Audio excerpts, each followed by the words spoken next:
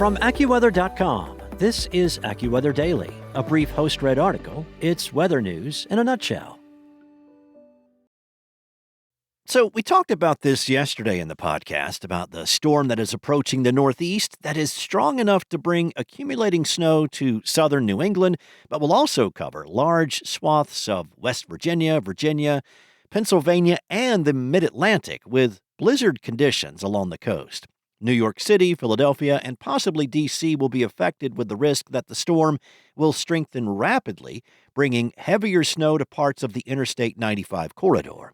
AccuWeather's Chad Merrill says that this storm will evolve into a significant nor'easter with strong winds and heavy snow along parts of the Atlantic coast, but it may become a bomb cyclone as it begins to move away. Now, as a reminder, a bomb cyclone is a storm that rapidly strengthens when the central barometric pressure in the storm drops 71 hundredths of an inch of mercury, or 24 millibars, in 24 hours or less.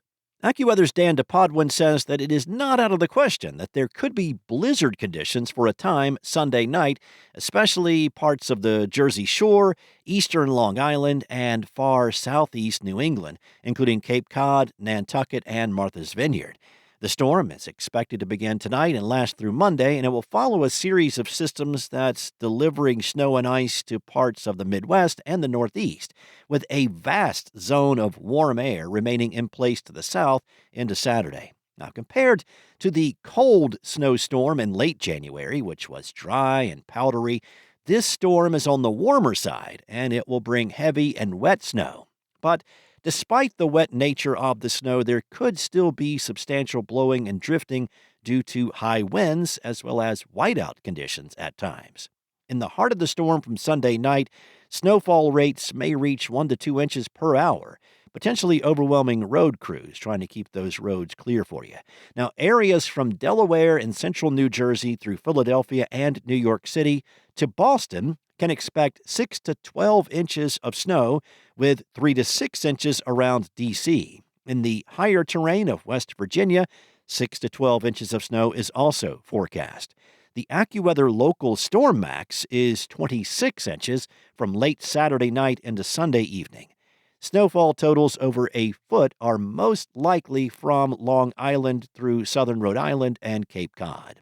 So as the storm strengthens off the northeast coast, strong winds will pick up from Delaware to Maine, and throughout the duration of the storm, winds will regularly gust upwards to 50 miles per hour, with any gusts above 60 most likely across Cape Cod and the islands of Martha's Vineyard and Nantucket in southern Massachusetts.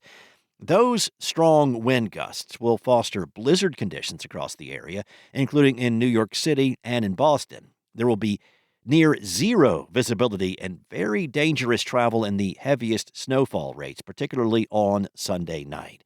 As the storm rapidly intensifies along the coast, it will become a significant nor'easter, with the effects peaking Sunday night and lingering into the Monday morning commute. As winds kick up along the coast, tides will trend above astronomical levels, with some minor flooding possible at high tide. Some beach erosion will occur, especially in eastern Massachusetts.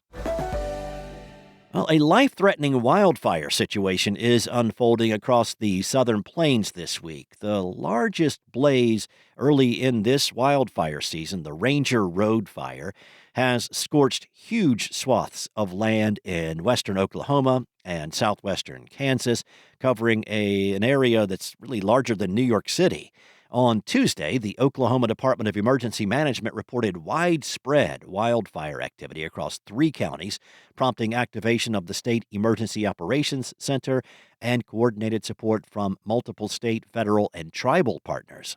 The Ranger Road Fire alone has burned an estimated 283,000 acres, with grass and brush burning across both Oklahoma and Kansas on Friday, and the continued threat of critical fire weather conditions. Officials reported that it was only 30% contained. Combined with several other smaller fires, including the Stevens, Side Road, and 43 Road fires, the total acreage impacted across the region is more than 312,000 acres. A new fire sparked up on Thursday in Latimer County, quickly spreading to 9,000 acres. Critical fire weather continues across the Texas and Oklahoma panhandles, extending into New Mexico. Since Monday, Texas A&M Forest Service crews have responded to 22 new fire starts. In the Texas Panhandle, firefighters are battling several large wildfires, including the Lavender Fire, which grew to more than 18,000 acres on Friday, and the 8-Ball Fire at 13,500 acres. Fierce winds gusting over 60 miles per hour helped propel flames rapidly northeastward through grasslands, overwhelming initial containment efforts and grounding aerial firefighting operations. High wind speeds have also contributed to dangerous blowing dust and poor visibility, creating secondary hazards for travelers on roadways. Emergency officials issued evacuations for communities in Beaver County and surrounding areas, with shelters established in Moreland, Woodward, and other locations to assist displaced residents. In Kansas, evacuation orders were implemented near Englewood and Ashland as the fire crossed the state line, with authorities urging residents to leave early and stay updated on evolving conditions. Emergency managers said 4 firefighters have been injured while battling the blaze in Beaver County, including 3 hurt when a fire truck overturned. Another firefighter was transported to an area hospital for treatment. Ongoing critical fire weather with strong winds, warm weather, and very low humidity persist across portions of the plains.